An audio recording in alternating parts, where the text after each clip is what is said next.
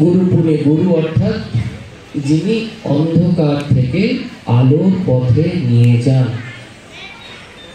তাই গুরু হচ্ছেন আমাদের জীবনের প্রথম গুরু, হচ্ছেন আমাদের মা বাবা। সবার প্রথমে আমরা করজোরে প্রত্যেকে, সবাই হাত জোড় করুন প্লিজ। সবাই প্রথমে আমাদের প্রত্যেকে নিজের মা বাবাকে প্রণাম জানাবো। আমাদের যিনি পরম গুরু, প্রত্যেকে নিজস্ব মা বাবাকে, প্রত্যেকে নিজেদের মা বাবাকে আপনাকে প্রণাম জানিয়ে আজকের এই অনুষ্ঠানের সার্থকতা হবে। এই গুরু পূর্ণিমা যার জন্মদিন উপলক্ষে, জন্মতিথি উপলক্ষে পালিত হয়, তিনি হচ্ছেন মহর্ষি বেদব্যাস।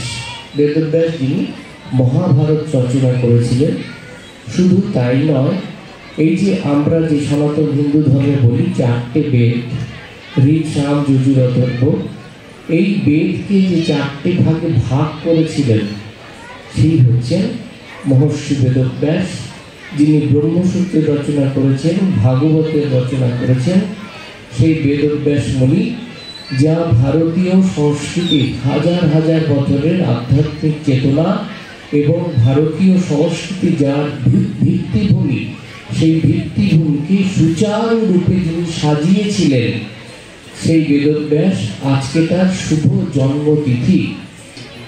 আমরা সবাই জানি আজ গুরু পূর্ণিমা, একটা মহৎ দিন।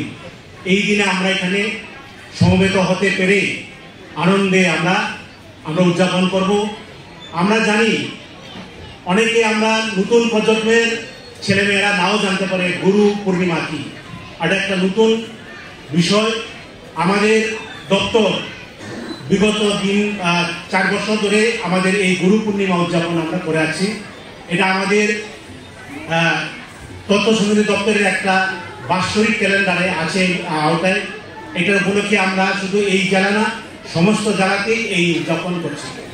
আমি যতটুকু জানি গুরু পূর্ণিমা, আমি যতটুকু যে উপলব্ধি করি, গুরু ব্রহ্মা, গুরু বিষ্ণু, গুরু মহেশ্বর, অর্থাৎ সৃষ্টিকর্তা। সৃষ্টিকর্তাই হলো 1 নম্বর গুরু, আমাদের প্রধান গুরু। আমি দ্বিতীয় গুরু মনে করি আমার পিতা মাতা। আমাদের পিতা মাতাই হলো দ্বিতীয় গুরু, আমাদের আলো, পৃথিবীর আলো দেখেছেন।